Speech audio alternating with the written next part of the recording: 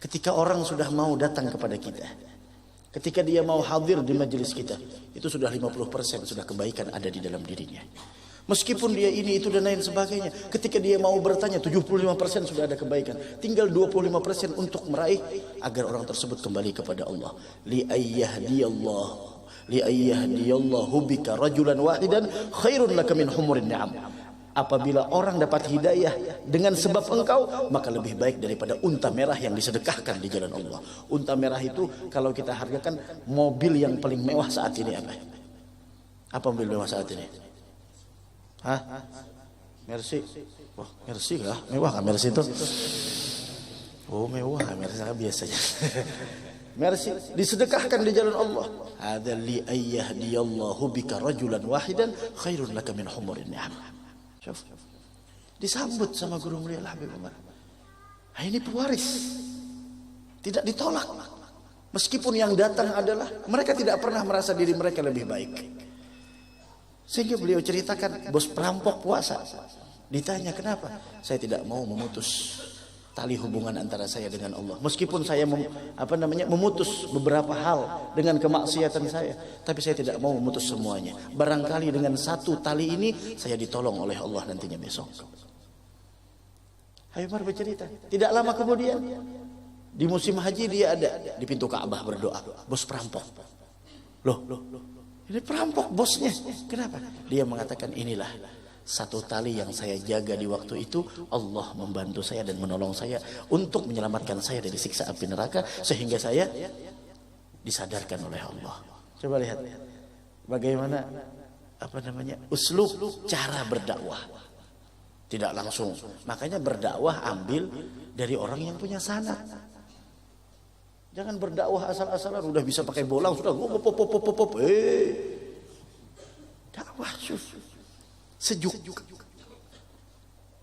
Sampai beliau menceritakan tentang Syekh Al-Ma'ruf Al-Qarhi. Bagaimana Syekh Ma'ruf Al-Qarhi ketika melihat ada orang di tengah laut sedang mabok-mabokan. Sampai, ya Syekh doakan mudahan mereka binasa. Ternyata beliau mendoakan, ya Rabb, sebagaimana kau bahagiakan mereka di dunia, bahagiakan mereka di akhirat. Loh, Syekh, saya minta doakan kebinasaan buat mereka. Kenapa engkau doakan kebaikan? Nah, kalau mereka bahagia dan nantinya di akhirat, maka kebahagiaan itu tidak akan pernah bisa dibayar kecuali dengan taubat kepada Allah. Ada dakwah. Innama bu'ithu rahmatan lil alamin. Khalas. Sejuknya kalau seperti itu.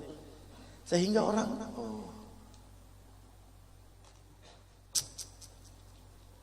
sampai kata Habib Umar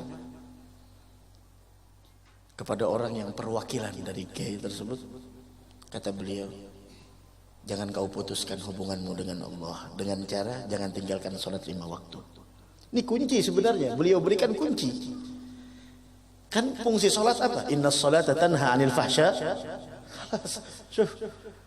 Bagaimana luasnya ilmu guru mulia Habib Umar. Saya wasiatkan kepada engkau, kata beliau, pesan beliau, jangan tinggalkan sholat 5 waktu, kerjakan berjamaah. Pasti punya orang tua, bakti-bakti dengan mereka. Itu kunci. Kalau kita bakti dengan orang tua ridho dengan kita. Ridha Allah fi ridhal walidain. Ridhonya Allah di dalam ridha orang tua. Murkanya Allah dalam murka orang. Punya jiran tetangga, ayo baik-baik dengan mereka. Semua itu adalah perkara-perkara yang mampu menjadikan seseorang yang dulunya jauh dari Allah menjadi dekat kepada Allah. Sampai beliau di sana mendoakan ini dan lain sebagainya. Terharu semua majelis pada saat itu. Berapa banyak cerita-cerita Al-Habib Ali Al-Jufri, cerita Habib Jindan, bagaimana ketika di Kenya, bagaimana orang masuk Islam hanya sekedar memandang wajah beliau. Saya mau masuk Islam. Kenapa? Saya mau jadi orang seperti itu. Apa yang kau tahu dari Islam? Saya tidak tahu dari Islam. Cuma saya memandang wajah orang tersebut. Khalas. Wajahnya. Simahum fi wujuhihim min atharis sujud. Mereka orang yang ahli sujud. Sehingga wajahnya meneduhkan. Enak dipandang. Sampai di antara mereka, ya Allah, ada yang diceritakan sama Al-Habib Jindan hafizahullah wa ra'ah. bahwasanya ketika masuk di suatu negara yang tidak boleh orang-orang asing masuk di sana, ternyata Habib Umar masuk dengan begitu mudahnya. Kenapa? Dia mengatakan wajah semacam ini tidak akan pernah membawa kebencian kepada sesama, tidak akan pernah memprovokasi.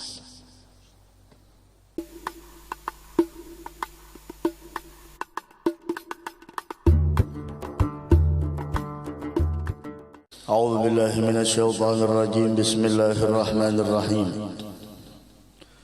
Alhamdulillahi rabbil alamin. Wassalatu wassalamu ala asyrafil anbiya'i wal mursalin. Sayyidina wa nabiyyina wa habibina wa syafi'ina wa dhukhrina wa maulana Muhammadin wa ala alihi wa sahbihi ajma'in, amma ba'du. Alhamdulillah, kita bersyukur kehadrat Allah Subhanahu wa taala atas nikmat yang Allah anugerahkan serta karunia yang Allah berikan kepada kita, sehingga pada malam hari ini kembali kita sama-sama niat i'tikaf di dalam ini masjid. Nawaina an na'takifa fi hadzal masjid sunnatan lillahi taala.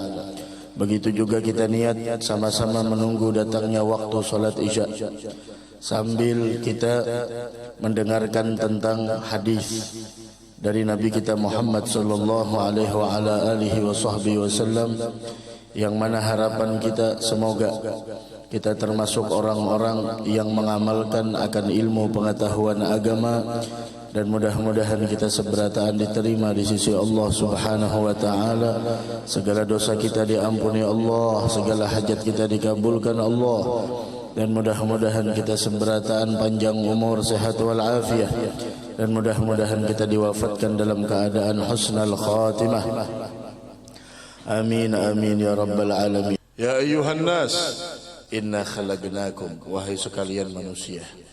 Manusia semuanya dipanggil. Ya ayyuhan nas, inna khalaqnakum min dzakarin wa untha. Kami telah menciptakan kamu dari golongan laki-laki dan golongan perempuan. Wa ja'alnakum syu'ub. Wa ja'alnakum syu'uba. Kami jadikan kalian itu berbangsa-bangsa. Macam-macam, ada bangsa ini, ada bangsa Arab, ada bangsa Ajam. Ketika bangsa Arab dengan bangsa Ajam bertemu, kemudian mereka berkumpul karena Allah Subhanahu wa taala, karena cinta kepada Nabi Muhammad sallallahu alaihi wa ala alihi wasallam, maka perkumpulan tersebut serasa tidak ada jarak di antara mereka. Wa ja'alnakum syu'uban wa qabail, dan bersuku-suku, lita'arafu, agar kalian saling mengenal satu dengan yang lain. Masya Allah, saling mengenal satu dengan yang lain. Nah, kemudian dari suku mana yang paling mulia, dari bangsa mana, laki apa perempuan, semuanya ditepis oleh Allah. Inna akramakum indallahi atqakum. Khalas, orang yang paling mulia di sisi Allah Subhanahu wa taala di antara kalian adalah orang yang bertakwa. Orang yang paling mulia di antara kalian adalah orang yang bertakwa. Dari karenanya doa Nabi kita Muhammad sallallahu alaihi wa ala alihi wasallam, Allahumma inni as'aluka al-huda wat-tuqa wal-'afaf wal-ghina.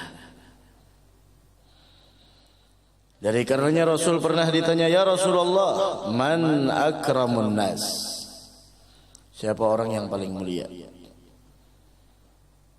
Kata Nabi Muhammad, akramuhum indallahi atqahum. Orang yang paling mulia di sisi Allah di antara mereka adalah orang yang paling bertakwa. Dan ketakwaan tidak akan pernah mungkin kita dapatkan kalau kita tidak mencari ilmu pengetahuan agama. Makna takwa berbagai macam, yaitu diantaranya adalah Sayyidina Ali bin Abi Thalib karramallahu wajhah wa radhiyallahu ta'ala anhu wa ardah. Beliau mengatakan tentang makna takwa. Apa kata beliau? Takwa itu adalah al-khawfu minal jalil. Yang pertama adalah takwa itu artinya merasa takut kepada Allah Subhanahu wa taala. Ini yang pertama. Yang kedua kata Sayyidina Ali, al-amal bit-tanzil, mengamalkan dengan apa yang telah diturunkan oleh Allah Subhanahu wa taala. Seseorang tidak akan pernah mungkin mampu mengamalkan apa yang telah diturunkan oleh Allah melainkan dengan dia menghadiri majlis-majlis ilmu agama. Wahakadha. Al-amal bitanzil war ridha bil galil. Ridha dengan apa yang telah diberikan Allah meskipun itu sedikit. Dari karenanya sering kita sampaikan kunci kebahagiaan adalah ketika engkau menerima dengan senang hati atas apa yang telah ditakdirkan dan dibagikan oleh Allah kepadamu. Dan ketika engkau tidak menerima dengan senang hati terhadap sesuatu yang telah ditakdirkan oleh Allah, bukan kebahagiaan yang kau dapatkan, akan tetapi kesedihan yang selalu menghantui di dalam kehidupanmu. Selalu sedih. La ilaha illallah. Wal isti'dad li yaumir rahim. Dan makna taqwa kata Sayyidina Ali, mempersiapkan bekal untuk kematian. Dari mana kita tahu bagaimana cara mempersiapkan untuk kematian kalau tidak kita menghadiri majalisul khair, majalisul ilm, yang mana di sana dibacakan tentang ayat Allah, yang mana di sana dibacakan tentang hadis Nabi Muhammad sallallahu alaihi wasallam, yang mana kita mendengar cerita-cerita bagaimana orang-orang dahulu di dalam ketakwaannya kepada Allah Subhanahu wa taala. Wahakadha. Mudah-mudahan kita termasuk orang yang bertakwa insyaallah. Karena ketahuilah, orang yang menghindari dosa yang kecil dan yang besar, merekalah orang yang bertakwa.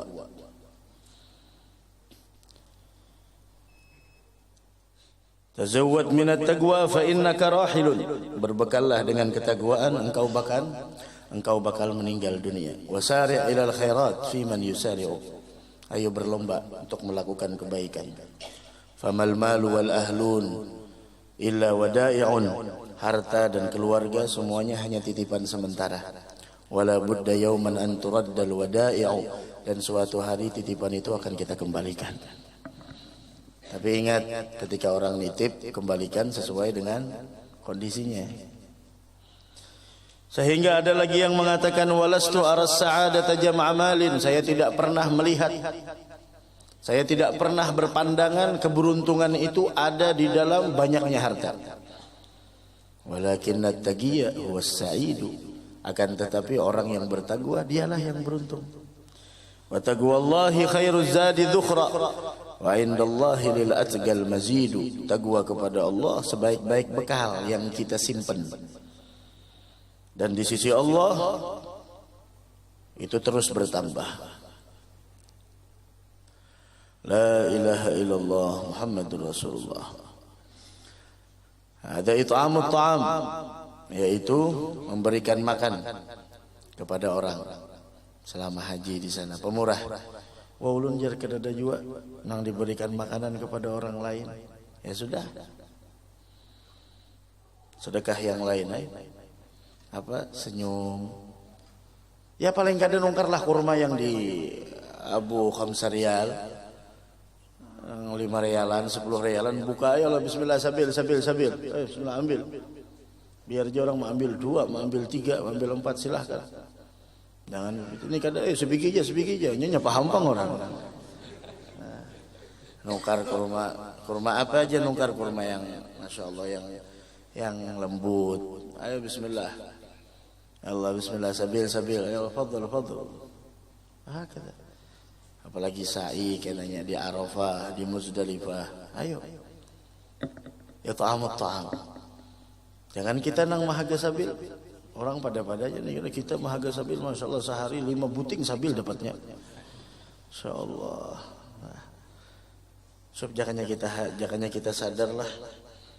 Hidup ni nang kayak orang bahaji insyaallah kan, tapi banyak pang mau. Coba lihat orang bahaji itu. Nya sadarnya setempat aja di sana, behimatnya beribadah. Ya kalau orang nang umrohnya sadar berapa hari? 13 hari. Sadarnya, oh ya 13 harinya setematnya blik. Seandainya kita sadar seperti mereka, ya mungkin keadaan kita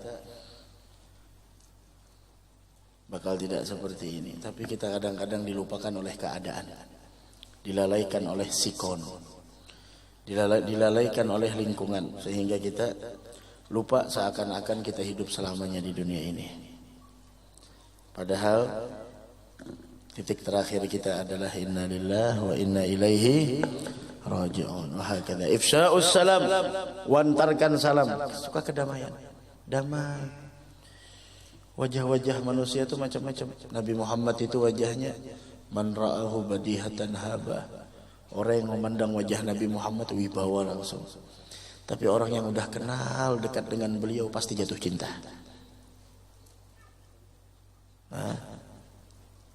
Man ra'ahu badihatan haba, man khalatahum yaqulul haqqa walau kana wa la yudmiru lil muslimin ghishan. Man nadhara fi wajhihi, siapa orang yang memandang wajahnya Nabi Muhammad, alima annahu laisa biwajhin kadzab. Orang pasti bakal memastikan ini wajah tidak ada tampang dan tidak ada wajah pendusta ini. Ayo Muhammad. Ini ada wajah orang tuh ini je muha licik Pak dan ini aja. Muhanya celicik, seretan matanya tuh aja ketahuan. Seretan matanya tuh wah ada kawan dipercaya nih orang ini aja panter aja bisa aja. Tapi Nabi Muhammad man nadhara fi wajhi alima annahu laisa biwajhin kadzab. Alima annahu laisa biwajhin kadzab. Sehingga hal semacam itu diwarisi oleh para pewaris-pewarisnya, yang memang mereka mengambil dari sumbernya. Oh, kita lihat banyak orang-orang yang Masya Allah belum ceramah, baru dipandang wajahnya. Berapa banyak orang yang sudah berlinang air mata baru memandang wajahnya. Sehingga Nabi Muhammad ditanya, ya Rasulullah, siapakah mereka para aulia? Kata Nabi Muhammad, humul ladzina idza ru'u dzukirallah. Mereka adalah orang-orang yang apabila engkau pandang wajahnya membuat engkau menyebut nama Allah. Hadza mereka para aulia. Banyak ulama-ulama kita yang Masya Allah, mereka tidak ceramah, duduk hadir, tapi kalau dipandang wajahnya menggetarkan hati, membuat air mata tidak terbendung lagi, berlinang. Ada apa? Lahum minat taqwa ajallu zinah inda ligahum tanzilus sakinah. Mereka itu perhiasan yang menghiasi diri mereka apa? Bukan hanya sekadar sorban yang melingkar di kepala mereka, bukan hanya gamis yang menyelimuti batang tubuh mereka, bukan hanya selendang yang ada di bahu mereka, bukan ada cincin yang ada di jari jemari mereka, tapi perhiasan yang paling indah di dalam diri mereka ketakwaan kepada Allah. Lahum minat taqwa ajallu zina. Kalau hanya sekedar sorban yang melingkar di kepala mereka, kemudian gamis yang menyelimuti tubuh mereka, selendang yang ada di bahu mereka, itu bisa ditiru oleh siapapun. Akan tetapi lahum minat taqwa ajallu zina. Perhiasan terindah mereka itu ketakwaan. Inda ligahum tanzilus sakinah. Ketika engkau jumpa dengan mereka, engkau merasa ketentraman yang ada pada saat itu. La ilaha illallah. Humul ladina idza ru'u yushharu dzikrallahi. Mereka lah orang-orang yang kalau dilihat, berapa banyak ulama-ulama kita yang ada di sini, baik yang ada di luar sana, Masya Allah. Bahkan akhir-akhir ini viral video tadi malam, ketika guru mulia Al-Habib Omar pertemuan Al-Liga kepada dengan berbagai macam lapisan masyarakat di sana. Bahkan video viral tersebut ketika ada perwakilan dari GAI berdiri menyampaikan isi hatinya dengan guru mulia Al-Habib Omar. Dia mengatakan ketika mendengar datang Habib Umar, oh senangnya luar biasa, mau ketemu, mau jumpa. Alhamdulillah diundang bilangnya. Meskipun kami ini adalah orang yang masih mencari jalan kebenaran. Kan seperti itu. Apa namanya? Ceritanya. Dan dia senang berjumpa dengan guru mulia Habib Umar. Dan dia bertanya bagaimana kami ini dihukumkan oleh manusia ini, kami ini ahli neraka dan lain sebagainya, sedangkan kami ini masih mencari jalan. Sehingga dijawab sama guru mulia Habib Umar, mungkin lihat YouTube-nya biar untuk lengkapnya. Dijawab oleh guru mulia Habib Umar bahwasanya beliau menjawab dari dasar dosa itu ada dua, kata beliau. Dosa kecil, dosa besar. Dosa kecil bisa ditebus dengan amal kebaikan, dosa besar tidak akan bisa ditebus kecuali dengan taubat. Kemudian beliau menceritakan tentang seorang perampok, ketua geng, ketua perampok, sedang merampok. Ketika disuguhkan kopi, dia menolak. Kenapa? Saya lagi puasa. Ketua perampok puasa. Bingung anak buah. Bos, kita merampok, kita mau ambil harta orang, mau pian puasa. Nah, kita merampok. Kenapa saya puasa? Saya tidak mau memutuskan hubungan saya dengan Allah. Coba lihat cara guru mulia Habib Umar masuk menyentuh hati orang itu bagaimana? Caranya beliau tidak langsung, oh ente neraka sudah khalas. Lah, ketika orang sudah mau datang kepada kita, ketika dia mau hadir di majelis kita, itu sudah 50% sudah kebaikan ada di dalam dirinya. Meskipun dia ini itu dan lain sebagainya, ketika dia mau bertanya 75% sudah ada kebaikan. Tinggal 25% untuk meraih agar orang tersebut kembali kepada Allah. Li ayyahdiyallahu bika rajulan wahidan khairun laka min humurin ni'am. Apabila orang dapat hidayah dengan sebab engkau, maka lebih baik daripada unta merah yang disedekahkan di jalan Allah. Unta merah itu kalau kita hargakan mobil yang paling mewah saat ini apa? Apa mobil mewah saat ini? Hah? Mercy. Wah, Mercy lah, mewah kan Mercy itu? Oh, mewah Mercy biasanya.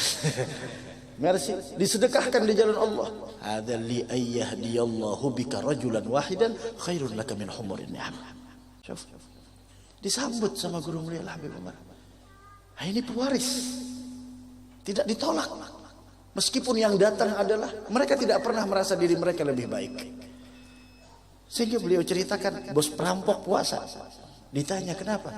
Saya tidak mau memutus tali hubungan antara saya dengan Allah. Meskipun saya memutus beberapa hal dengan kemaksiatan saya, tapi saya tidak mau memutus semuanya. Barangkali dengan satu tali ini saya ditolong oleh Allah nantinya besok. Habib Umar bercerita, tidak lama kemudian di musim haji dia ada di pintu Ka'bah berdoa, bos perampok. Loh, ini perampok bosnya. Kenapa? Dia mengatakan inilah satu tali yang saya jaga di waktu itu. Allah membantu saya dan menolong saya untuk menyelamatkan saya dari siksa api neraka, sehingga saya disadarkan oleh Allah. Coba lihat bagaimana uslub cara berdakwah. Tidak langsung. Makanya berdakwah ambil dari orang yang punya sanad. Jangan berdakwah asal-asalan, udah bisa pakai bolang sudah dakwah sejuk. Sampai beliau menceritakan tentang Syekh Al-Ma'ruf Al-Qarhi. Bagaimana Syekh Ma'ruf Al-Qarhi ketika melihat ada orang di tengah laut sedang mabok-mabokan. Sampai, ya Syekh doakan, mudahan mereka binasa. Ternyata beliau mendoakan, ya Rabb, sebagaimana kau bahagiakan mereka di dunia, bahagiakan mereka di akhirat. Loh, Syekh, saya minta doakan kebinasaan buat mereka. Kenapa engkau doakan kebaikan? Nah, kalau mereka bahagia dan nantinya di akhirat, maka kebahagiaan itu tidak akan pernah bisa dibayar kecuali dengan taubat kepada Allah. Ada dakwah. Innama bu'ithu rahmatan lil alamin. Halas. Sejuknya kalau seperti itu. Sehingga orang